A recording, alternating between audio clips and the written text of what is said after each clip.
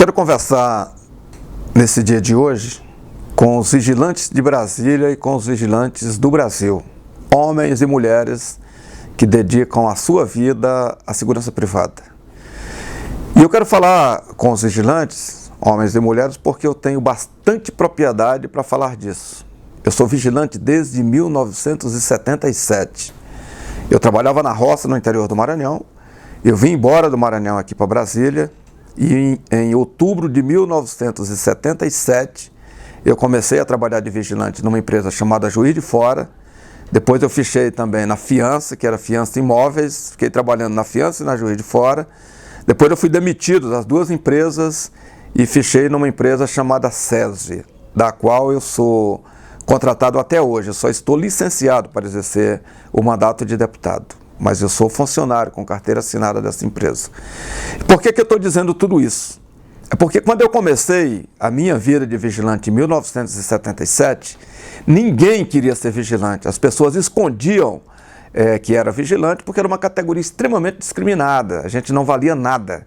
O nosso salário era baixíssimo. Quem tinha o mínimo de conhecimento não queria ser vigilante. Portanto, sobrava para a gente ser vigilante. Tanto é que naquele tempo o Correio Brasiliense estampava páginas e páginas de emprego dizendo para as pessoas procurar as empresas para trabalhar de vigilante. E qualquer um que chegasse era contratado sem ter nenhum preparo, sem ter nenhuma qualificação. A partir da Lei 7.102, que foi editada em 2003, a gente começou, e com a luta que foi desenvolvida pelo Sindicato dos Vigilantes, uma luta desenvolvida no país inteiro, a gente começou a ser valorizado enquanto tal. As mulheres só entraram na atividade de vigilante bem depois, e hoje elas dominam uma importante fatia do trabalho de vigilante. Ao longo dessa caminhada, nós fomos adquirindo direitos, como, por exemplo, um salário, que não é uma maravilha de salário ainda, mas ele é altamente atrativo. Tanto é que hoje nós temos mais de 100 mil pessoas preparados, qualificados para trabalhar de vigilante do Distrito Federal. Entretanto, o efetivo que tem efetivamente trabalhando são cerca de 15 mil vigilantes que estão desenvolvendo as suas funções nas empresas de vigilância. Portanto, existe uma verdadeira competição de gente querendo ser vigilante. Nós fizemos uma pesquisa recente, o sindicato patrocinou essa pesquisa, e nós descobrimos que tem até doutores, pessoa com doutorado, sendo vigilante. Felizmente, nós colocamos na nossa convenção coletiva de trabalho, e agora é lei, um projeto apresentado por mim, que o governador sancionou, que uma empresa, ao perder a licitação, ela é obrigada, a empresa que assume, quando uma perde a licitação, a outra que está assumindo o serviço, ela é obrigada a contratar aqueles vigilantes. Isso a gente já tinha antes na convenção coletiva, porque se não tivéssemos a maioria dos vigilantes que dedicaram a vida, lutaram tanto para ser vigilante, não conseguiriam trabalhar mais de vigilante, porque ele era demitido para colocar pessoas mais novas. Mas o que está acontecendo hoje, e é importante a gente chamar a atenção, é a questão de uma verdadeira indústria da formação de vigilantes no Distrito Federal. As escolas de formação de vigilante não têm nenhuma preocupação com o tipo de pessoas que eles estão formando, iludem as pessoas, fazendo propaganda, dizendo que é um emprego bom e que basta estar formado que vai conseguir vaga de vigilante.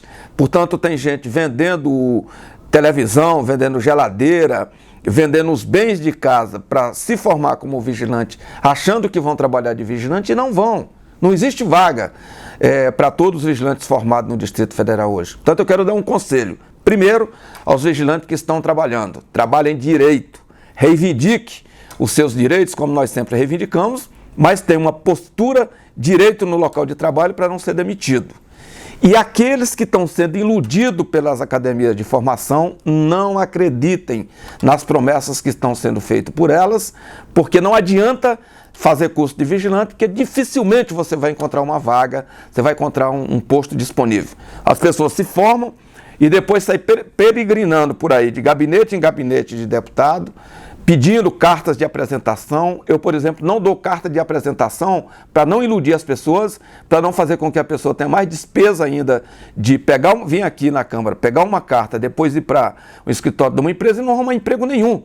Uma vez eu vi uma pessoa que, dos 24 deputados, ela tinha carta de 23 e estava desempregada.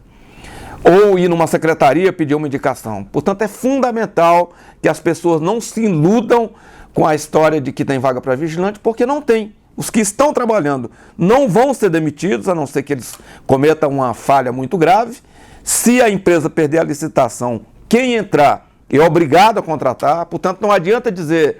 Vou dar um exemplo hoje. Dizer, a Ipanema vai contratar 600 vigilantes. É mentira. Se uma empresa ganhar os postos da Secretaria de Saúde, é obrigada a contratar todo mundo que está na Secretaria de Saúde.